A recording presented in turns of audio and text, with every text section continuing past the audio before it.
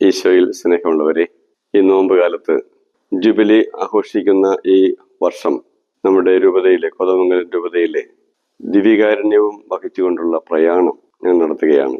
ഈശോയുടെ സജീവ സാന്നിധ്യമായ വിശുർബാനയും വഹിച്ചുകൊണ്ട് രൂപതയുടെ എല്ലാ ഇടവകളെയും പങ്കെടുപ്പിച്ചുകൊണ്ടുള്ള ഒരു പ്രദക്ഷിണം അല്ലെങ്കിൽ പ്രയാണമാണ് ഞങ്ങൾ ഉദ്ദേശിക്കുന്നത്.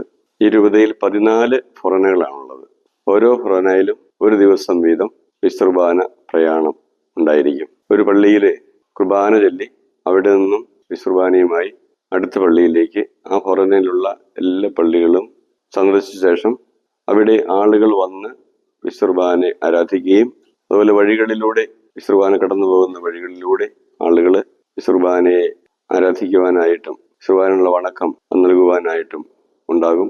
വൈകുന്നേരമാകുമ്പോൾ ഫൊറോന പള്ളിയിൽ അവിടെ വിശുർബാനയ്ക്ക് സ്വീകരണം നൽകുകയും അവിടെ രാത്രി കാലത്ത് ആളുകൾ അവിടെ വന്ന് വിശുർബാന ആരാധന നടത്തുവാനായിട്ടുള്ള സംവിധാനമാണ് ചെയ്തിരിക്കുന്നത്.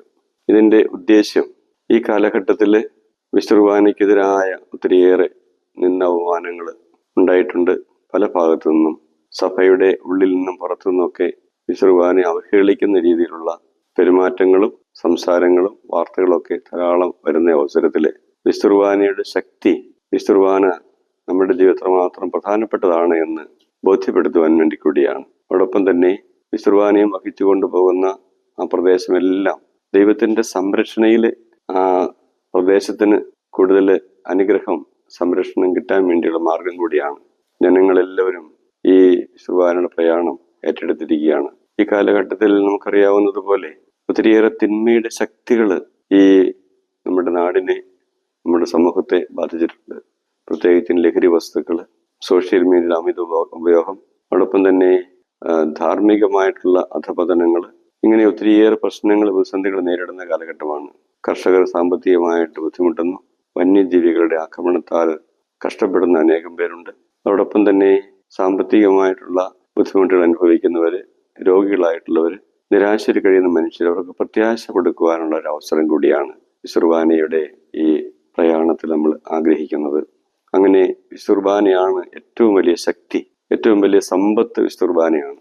അതോടൊപ്പം തന്നെ പൗലോസ്ലീഹ പറയുന്നുണ്ടല്ലോ, ആത്മീയ ആയുധങ്ങൾ നമ്മൾ എടുക്കണമെന്ന് പറയുന്നുണ്ട്.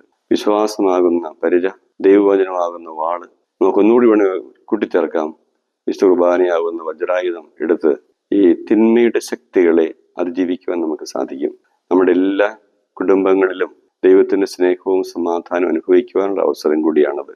കൂട്ടായ്മയിലെ മുന്നോട്ട് പോകുമ്പോൾ ദൈവം നമ്മുടെ ഈ രാജ്യത്തെ, നമ്മുടെ നാടിനെ, നമ്മുടെ സഭയെ, നമ്മുടെ ഇടവകളെ, നമ്മുടെ കുടുംബങ്ങളെ അനുഗ്രഹിക്കും. നമ്മുടെ ഓരോ വ്യക്തിപരമായ ജീവിതത്തിലേക്ക് കർത്താവിനെ സ്വീകരിക്കുന്നതിനുള്ള അവസരം കൂടിയാണ് ഈ വിശുർബാനയുടെ പ്രയാണം.